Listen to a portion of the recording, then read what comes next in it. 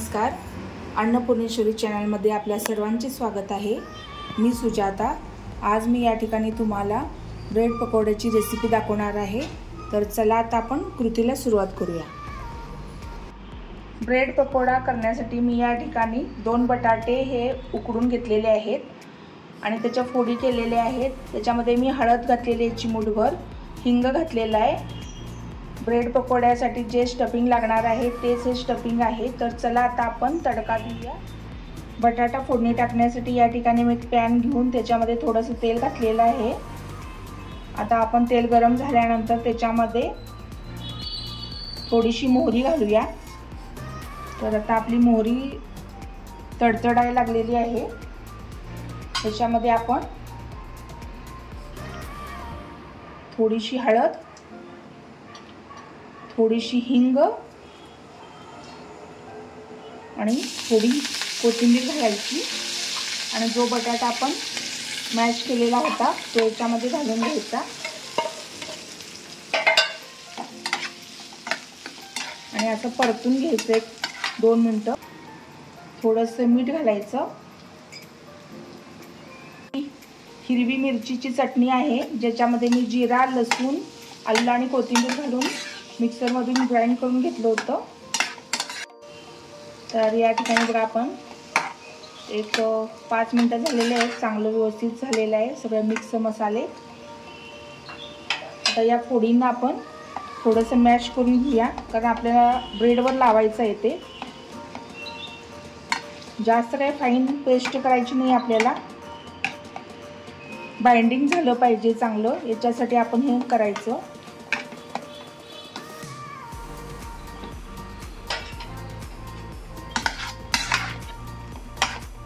तर बघा हे किती छान मॅश झालेलं आहे। थोडंसं थंड झाल्यानंतरच आपण आता ब्रेड पकोडा करायला घेऊया।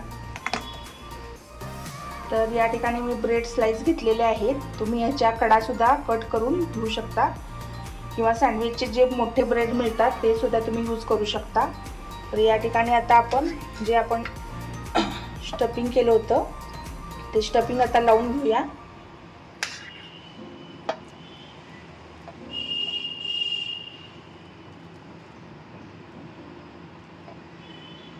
हे लावून झाल्यानंतर त्याच्यावरती हा दुसरा ब्रेड लावायचा।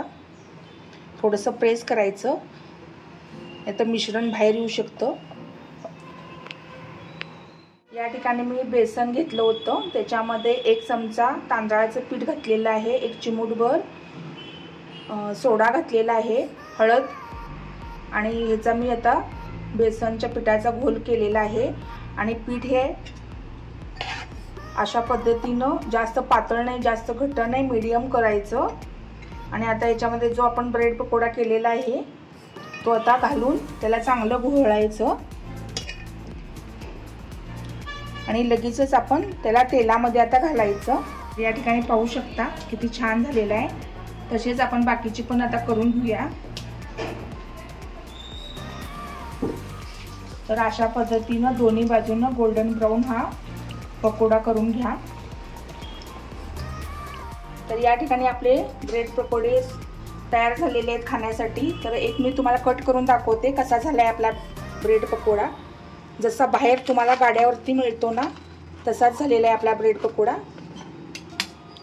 तर तुम्ही पाहू शकता किती क्रिस्पी आणि कसा छानपैकी मसाला पूर्ण भरलेला आहे त्याला।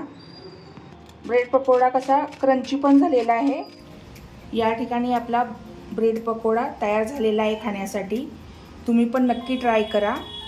आणि जर का तुम्हाला माझ्याकडून अशा छान छान रेसिपी पाहायला आवडत असतील तर तुम्ही मला नक्की कळवा आणि माझ्या चॅनलला लाईक, शेअर आणि सबस्क्राईब करायला विसरू नका।